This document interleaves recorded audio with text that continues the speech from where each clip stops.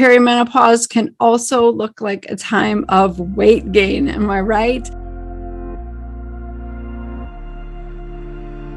All of a sudden you're gaining weight around your waist, around your midsection. Like I hear it all the time. My patients are like, where did this come from? I have never had weight on my belly and now it's there and I can't get rid of it.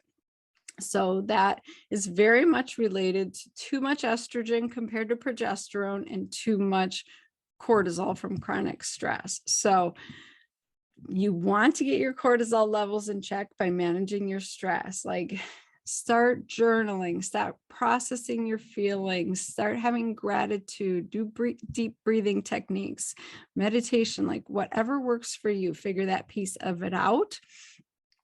And then try to support progesterone, either with actual progesterone, which I prescribe to many of my patients during perimenopausal years. You can take it in a bioidentical micronized progesterone pill form at bedtime. It helps with sleep and anxiety and keeps estrogen in check.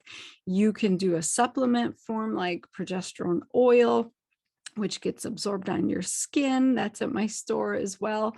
Or if you're in the early phases and you're still ovulating, but it's not optimal and you really do want to support that progesterone, sometimes chaste tree is a beautiful way to really support that progesterone production. So that's in my, Progest Lift.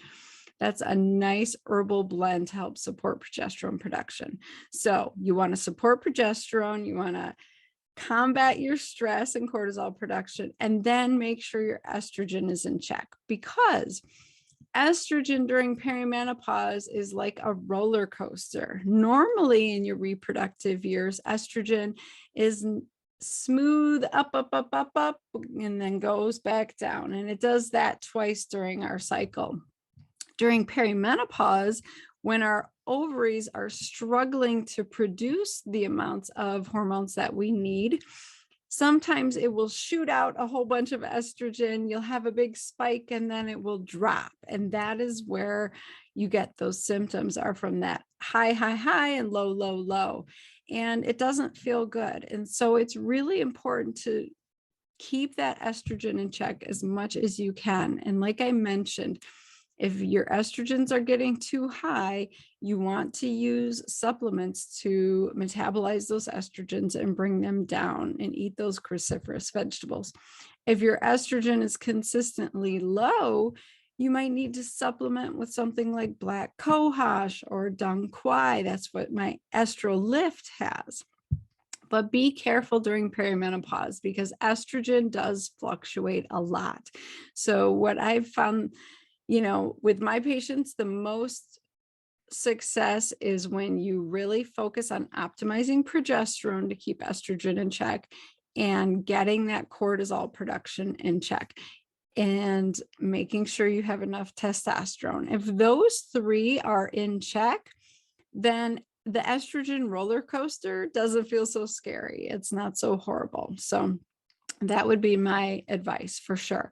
And if you're not really sure what's going on, we can always test. There are easy ways to test your hormones in blood, with urine, with saliva. It depends on your situation, how often you're cycling, how irregular it is.